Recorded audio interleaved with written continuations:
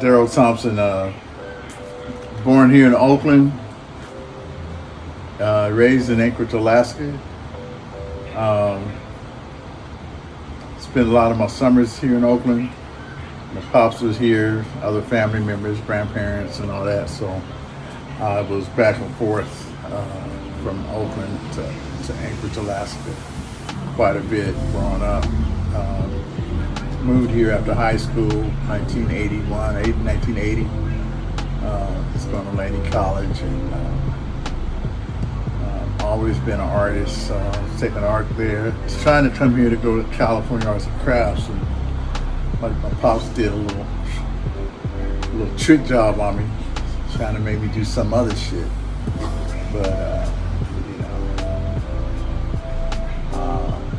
one of those things where someone tells you, you can't make it as an artist, so I had to prove everybody wrong. Well, I'll say this though, because what he said, I can relate to it. Okay. Because people told me the same thing. Same thing. Yeah, they were still like, and I don't think he meant no harm. I know it was because he just wanted to see me stable. Like, I'm pretty sure your father wanted to see you stable. Yeah. So we have to look at the dynamics of that, which now as we older, we see that. Oh yeah. You know what I mean? But yeah, as I go back in my mind and I remember that, now my dad and my mom, they looking at me like, where you going? You doing what? Right. Now they shocked, like, wow. They didn't know it was gonna take me this far. Like, I'm pretty sure your people didn't, even though they probably saw you talented doing your thing, but because of the older generation never got a chance to reap the benefits except the chosen few that was selected to do record covers and movie posters back in the day. Them the ones who reaped the benefits, but it wasn't a lot of people like us. Right. You know what I'm saying? Right.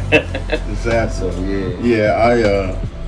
Yeah, I remember when I was younger in like high school, my mom's, I mean, they all loved my art, and but my uncles were in this was in Alaska. My mom was in the real estate at the time, and then my uncles were contractors, so they were building houses. Moms were selling them, so she was trying to get me to be an architect. And I went to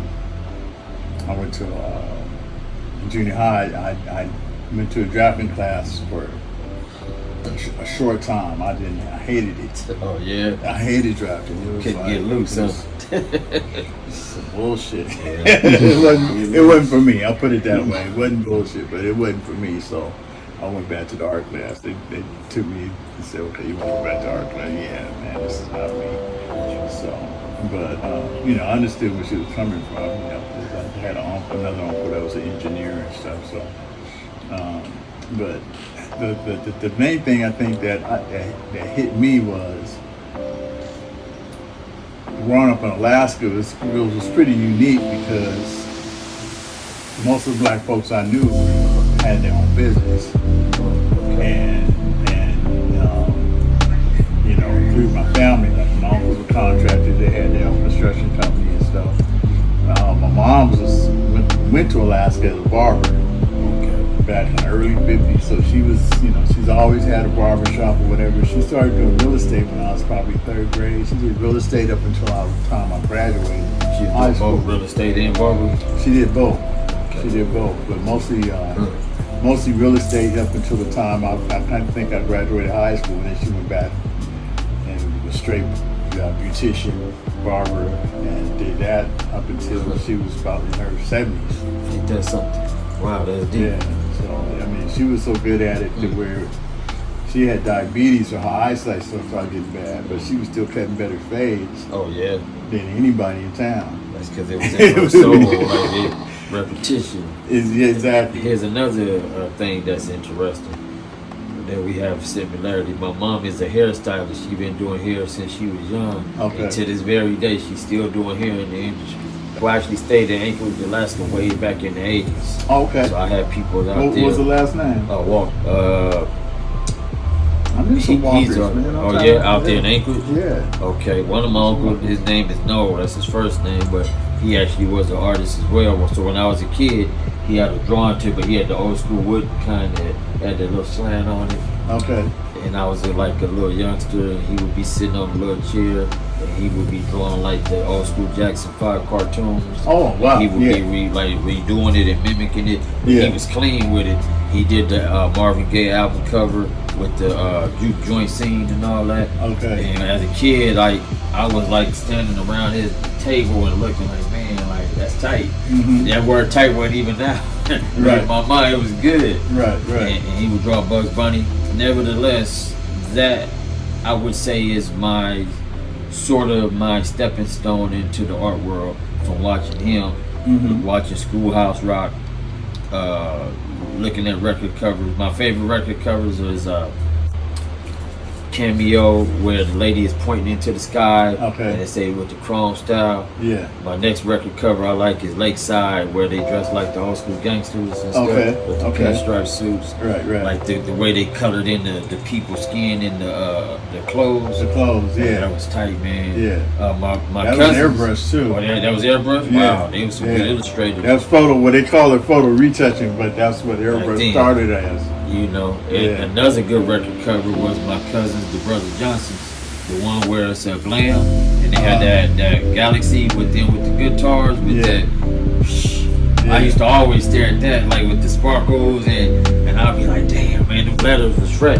And graffiti art wasn't really nothing that was booming back then, as far as in LA. Right. You know, maybe in New York, but in LA, we were still trying to reach that point, because that was in the late 70s, early 80s. Okay. You know, so I share all that to say that our similarities, even not just me and you, but other people out Oh, there. yeah, definitely. Now here's the crazy part. Album covers were Big, huge. man. This is on that double album cover type of thing. Man, boy, that Egyptian lover would have loved that. This is something I actually did it, and then I mailed it to Warner Brothers Uh-huh. to see if I can get it to him as a concept. Uh-huh. And what's so funny is I did this before Michael Jackson did Remember the Time. Oh. Man, and, you know, especially double album covers like Earth, Wind and Fire. Oh, how double they album fold covers, out. How they fold it out. Yeah. Man, that was the shit, man. You know, if you know the record got scratched or whatever, I throw the record away, but I keep the album Keep the covers. cover. So you know, certain album covers is just Shaka Khan iconic, with the you know? lips. That record cover was fresh, the way they Yeah. colored in the lips. exactly. I remember all that as a kid. I would be like, damn, like my dad would be sitting there with the headphones on the big kind. You could turn the volume up along with the volume on the thing, and he'd be sitting there bumping music. Even the war record cover where that one cartoon where they was outside in the buildings and Yeah. it was like the cartoon scenery. Like I would sit down and look and study the coloring, the line work, Right. and because of that, gave me inspiration. Yeah, So, definitely. man, definitely. now here's the other thing. So many people that was talented from our generation from way back. Some people pursued it. Some people only did it for a hobby. Mhm. So, what made you want to push forward and do it as a career, like full blaze? So that's hella funny because the cat that got me my first airbrush, well, I knew about airbrushing from high school and just seeing stuff, and it was a class that I took was at Career Center. It was like half a day class, and it was a commercial art class. But the teacher only let one person use the airbrush. It was this little white kid that was in the class before. Oh yeah. You know, he was the semester before. He was the only one that he let me use the airbrush one time, and I was hooked. And then it wasn't until I got to Oakland and was going to Laney College. This cat, Greg Curry, man, this was what the boy we were in class together. He was a student. At Laney. Yeah. Oh, okay. I thought Yeah, he was a we teacher. had like Okay. I think 2 art classes together at Laney, and we hated each other at first, because our art was so similar, Oh, for real? Wow. and then we became best of friends. But what I hated was his portfolio was much bigger than mine. Oh yeah. Yeah, we would walk around with our portfolios like they were swords, man. You know, pow, you know, pop them out. But his was he had just way more art in his. Wow. And But we became the best of friends, man. And then one day you came to school with a cap and a jacket that was airbrush. I was like, man, what you get that? He said, I did this. Oh. I said, you know how to airbrush? He said, yeah. He's from Florida. Oh, okay. Oh man, and it was funny was he worked at an art store in Berkeley, right there by the college. He worked at the school. I mean, at the store there, and I came. He told me, man, come by around such and such time, and so I went over there. His manager had a date that night. And he lived across the street, so he was back and forth. He was cooking for this girl, it was a first date or whatever, so he was going back and forth. And so at the time, it was just me and Greg in the store. And this nigga was like, man, grab what you want, man. I was like, man, come on, man. He said, man, grab what you want, man. I was like, and he was about to get off too. I was like, man, you tripping, man. I ain't gonna get you in trouble, man. So I left. I said, man, meet me over at Crystal Ball. It was a Crystal Ball was in Berkeley. It was like upstairs from Leopold's. It was a game room. Oh, yeah. Yeah. Like video game. Video game. Yeah. Okay. Wow. It was back in the '80s. So yeah. I said, man, meet me at Crystal Ball, man, and shit. And so I went up to Crystal Ball, whatever. And this nigga came up with an airbrush for me, man. Gave me my first airbrush and showed me how to make stencils. And that was a good feeling, man. That was it. That took me off. But the funniest thing was, he was real good. And I remember telling him, after I got better and better, I remember telling him, man, I'm gonna make a living at this. And he's like, man, you crazy. You're gonna make a living at airbrush. How you gonna make a living? I said, dude, I'm gonna make a living at this.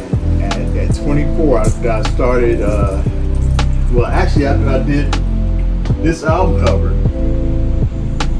After I did this album cover.